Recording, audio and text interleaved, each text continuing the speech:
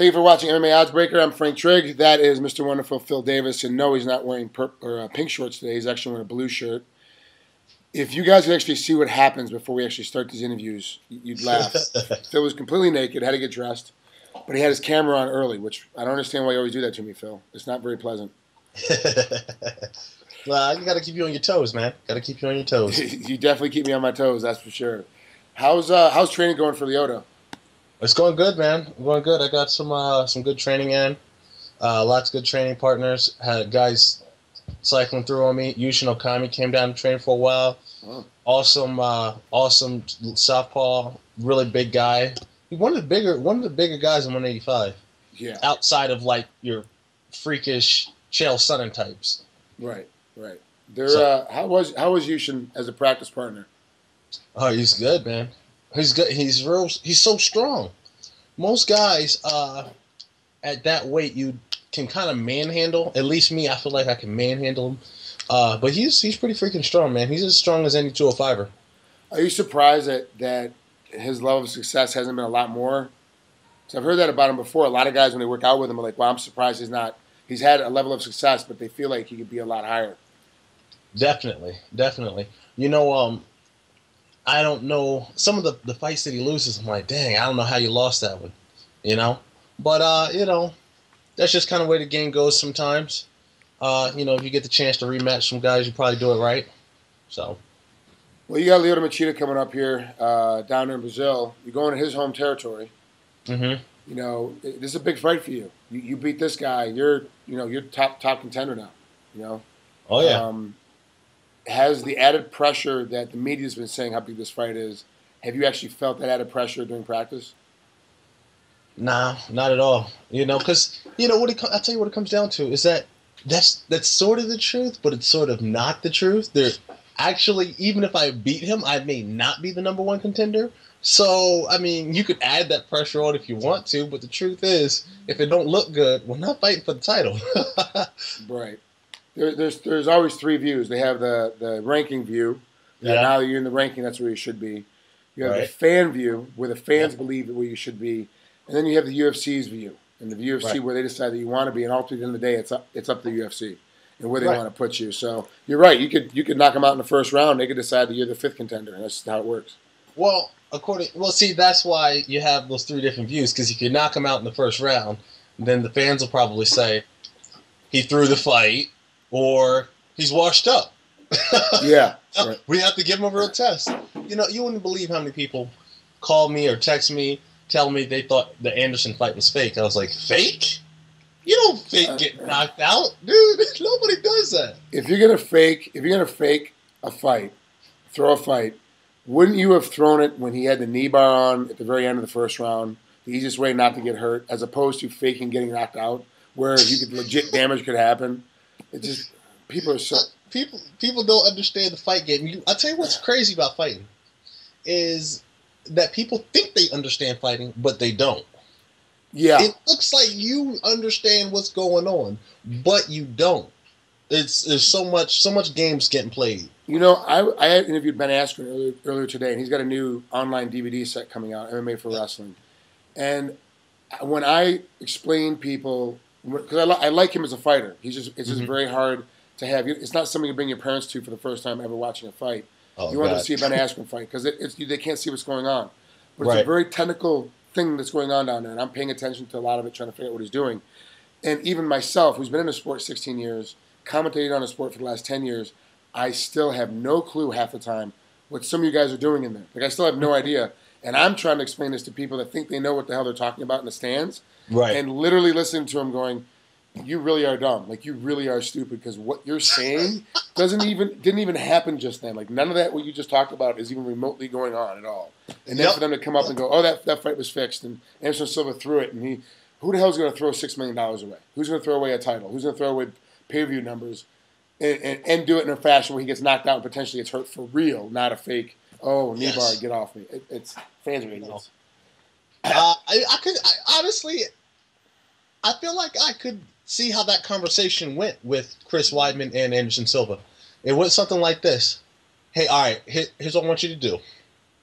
I want you to win, but make it look real, okay? Just don't Can you imagine that? Like, no, dude. No one gets knocked out on purpose. It's funny because it actually wouldn't be them talking. It's worse. It's like Ed Suarez and Dave Martin, the two managers, talking to each other, and that conversation just boggles my mind. Like both of them just having a conversation about, and then what's going to happen is the end of the first, we'll go ahead and get a knee bar in, and then go ahead and knock them out in a second. Like that's how we want it to go. But make it look real. Like having those two have a conversation. It makes no sense. It just doesn't make any sense. And I understand, you know, a part of it too is like the old school guys are like, well, Pride used to do fake fights all the time. And it happened all the time back in the day. And happened a couple times in the early days of the UFC before the Fertittas took over. But now it's legit. It's for real. So there are no thrown fights. And when you go out and you have a guy like Lyoto you're about to battle, he is so elusive with his back off style and it's tough to hit and he doesn't stay in one place that if you knock him out in the first round, it can be considered a very, very low probability of that happening, but it's not a fluke, and it's not a fake fight. It's not being thrown. It's what happened because you used your range, your length, and he didn't move fast enough to get out of the way of your punch, and that's how it works. That's how it works. That's the game. With Lyoto, we all know he's a great stand-up guy. He's very hard to hit. He expects to chase you, and when you chase him, he punches you, and that's what he catches you with. You got to chase him. Every time. You're a wrestler. Your natural ability is to chase somebody down, grab a hold, and throw them to the ground. But Lyoto's a guy that you don't want to chase. How hard has it been in practice to stop that chase game when you know you could be in a position to catch that left hand in the face? Right. You know, it's just, you just got to train situations. You know, you can't train to do what you would normally do. You have to train situations. And you gotta kind of role play with it, you know. You have a guy who you're sparring, and he's role playing. His job is to be the best Machida he can be. He's not doing his game, but he's trying to make it real at the same time, you know. So you know, it's good, and I have a good team around me that can kind of give me that look, you know, and not be in practice for themselves trying to win every round, every minute, you know. The thing about Machida is he doesn't come forward until he comes all the way forward. You know, he'll blast forward, boom, boom, boom, boom, boom, 7 punches in your face, and then he'll go backwards. And in practice, it's just, well, you know, it's just not what guys do. They come forward, they try to win every minute, every round, every exchange. And that's not his game. So, number one, I just have to have a good team behind me, which I do. And they did a good job preparing me for this fight. You know, I was talking to Neil Melanson, who I believe has just left from down there in Lance, and he was saying that we both wish I was about 4 or 5 inches taller at this stage because I know exactly how to – I trained with Lyoto when he first moved to the States down to L.A. for several years. I know exactly his style is mimicking. And he's like, yeah, you would have been great going out working with Phil to be Lyoto for Phil during practice. I go, yeah, Neil, but it's not great because I get – and this is what I said – I get beat up for 5 rounds. I get the crap kicked out of me for 5 rounds so Phil can learn. And do you know how much ego I have to get rid of to let Phil punch me in the head? Like, that's not going to be fun for me. Like, I'm glad I'm short. I'm glad it doesn't work out. So it's tough. So Yushin Okami then was a great partner for you. He sounded like he was fun. And who else did you say came down to train with you for this one? I got Yushin. Alexander Gustafsson just got in. He has a big fight coming up. Jeez, I got a couple of my buddies came in, helped me wrestle. Jared Platt, he's 1-0 right now. He's tough. You did his interview. Yeah, what a great guy. I love that guy. Wow, he's so much fun. I love talking to that guy because he really almost has no care in the world. Like he really is just, I'm kind of doing what I do and how I'm doing it. Just is what it is. And if I lose, I lose. I win, I win. But you can tell that it's a gimmick for him. That portion of it is a gimmick for him. That he's real passionate about trying to win. And it's fun watching him try to be this character when he's being interviewed, and he slips in and out of it. Sometimes it's fun. I like it. You're in a good mood. You're laughing. You're giggling. You're still having fun. The pressure of the fight's not coming on you. The media pressure hasn't been. I've been looking at the media, watching other interviews. You haven't had any kind of eyeballing some guy or voice when you're doing voice stuff, getting on them. How do you stay so calm and centered? All the way through your training camps, you've always kind of been this way. Well, it's kind of like everybody likes to add this pressure on you. You know what, this fight, that'll make you number one contender. If you win this fight, they won't want you to fight the champion. This is the biggest fight of your life, the biggest fight of your career. You lose this, you're going to get cut. If you don't knock him out, Dana's going to cut you. chill, like relax, like none of that stuff really matters. If you're gonna get cut, you're gonna get cut. What really matters is going out there and fighting. It's just you can't look at the outcome and decide what you're going to do. You need to look at what you're going to do and let that judge the outcome of the fight. What do you do when you get home at night to relax? Are you a movie guy, a TV guy? You're a gamer guy? Like, what do you do? You just named all of them: movie, TV, games, all of them. I was at an Xbox party last night. You got the Comic-Con going down here in San Diego. I know you're jealous. I am jealous. I saw the line online. I saw the line for Chandler fighting him in Bellator, with his belt, and the line for him at Comic-Con, waiting for him to come through. I'm like, why does nobody even invite me down to Comic-Con? Like, I love cartoons. I love comic books. I went down there looking at real scantily clad, inappropriately dressed girls getting hugged by big, furry men dressed in sloth uniforms. Like, that's funny to me. I want all that stuff. Who was the Xbox party for yesterday? They, just had the Xbox One. They're showing it off. Bunch of new games, couple new maps for Halo 4, new Forza. It's a bunch of big nerd convention. Did you get the Xbox One? Did you pick it up? Did they give you a pre-release copy? Not yet. Yeah, I'm trying to find out one of you guys that gets sent to, so I don't have to buy one because I need one. So just keep me on your wish list. If you get an extra one, you know where it's going. And I'll drive down to pick it up. Prepare my story for that. I was like, so I need one at my house, but see, I also live at my mama's house, so I need one for when I'm there and when I'm home. So that's perfect. That's great, perfect. Right? It's the same thing when I talk to Matt Hume, because he does a lot of Microsoft stuff up there in Seattle. And I'm like, yeah. Whenever they back the truck up, because that's the running joke, they just back the Xbox truck up. They back the truck up, just make sure you get an extra one for me too, because everybody needs that Xbox One. I'm gonna be one of the first guys to get it. So. Are you a big nerd at heart? Are you a big gaming nerd? Are you like a Joe Lauzon, where you like to sit around and game all the time?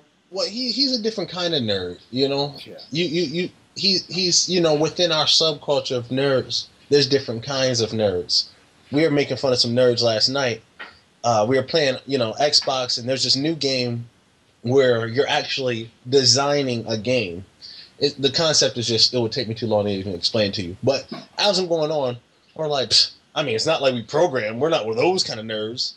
We're making fun of other nerds. But it's like, he's a different beast, man. I definitely game hard my free time. But he's hardcore. He knows. I'm pretty sure that guy knows how to write some code. Yeah, I wouldn't doubt it. Just by accident too. Like somehow just jumped in through his ears. It makes me a little nervous being around him sometimes. Like the stuff he gets into. Like, what about this particular thing or whatever? I'll ask him one question. And he gets so deep into it, he loses me. Like, I'm like, dude, I'm just a... I just asked you how to update my status. That's it, man. That's all I want to know. And I don't need to get into, don't use lines and skip that over there. Like, that's too much for me. Do you find that gaming and watching movies and all that stuff, especially more gaming, because you are so competitive as a person, do you find that sometimes it doesn't relax you because it's in between practices, you got one more practice to go to, and you're about to beat this one section, or you're online playing, you're getting beat, and you're trying to catch back up again, and all of a sudden you got to go to practice? Are you like, I don't want to put the game down, but I got to go train? Do you ever had that problem? Have I had that problem? Yeah, that's happened once or twice. I may have broken a couple controllers in my day. Yeah. Wow, it sounds like it happened just a little bit ago. Yeah. This is crap. Pause. You know what the problem is? I'll tell you what the problem is. They need to fix this. It's 2013. They need to fix it. Video games cheat. And they know we've been knowing this problem since, what, Mario? Since Mario? What, Tetris? Yeah. Come on, man. The game learns around you and knows how to make it harder for you even when it's not supposed to. Exactly. So it screws you up all the time. Like that went right through his body. How is that character not dead? It went right through him. But he's like, bloop, now I'm over here, now I'm back again. Like they do. I hate that stuff. I remember I knew I had a problem when I was playing this old school Nintendo game named Kung Fu. Remember that game? Yeah, of course. Kung Fu. Man, I was in the last level, and it's just you just walk down the board. You have to throw knives and everything. I broke the game. I was so mad. I broke the game. Then I had to make up a story because if I'd have said I broke a game, oh Lord, that'd have been the rest of the summer right there. You don't break a $50 game. You don't break. I stepped on it. It was on the floor. I didn't know. Man, I was so pissed. I never want to see that game again. How'd you break it? Just pick it up and just snap in your fingers, or was it one of those you had to throw it against the wall? I had to smash it on my knee, and it didn't even break on the first try. I had to. That's great. Well, Phil, thanks for spending some time with us here on MMA Oddsbreaker. Good luck in your gaming. Hopefully, you don't hurt your knee breaking any more games over before your fight with Lyoto. Is that funny? You talking about breaking stuff over my knee? Yeah. And the game is kung fu. Yeah. You see where I'm going with that? Yeah. Yeah, that's what I was saying. Hopefully, you don't hurt your knee before the fight, beating the karate guy up with that knee later. All right, Phil. You have a great rest of your nerdy day. You got practice coming up here later on this afternoon, or? Yes, sir. All right. Well, get after it. Enjoy yourself. I of course will not be in Rio. I'm not going out to Rio for this one, but I'll be at home watching on pay-per-view like everybody else. All right. Well, we'll miss you out there, man. I'm glad to know that I'll be missed for the 20 minutes you're thinking about me right before bed. Word. See you, Phil. All right, later.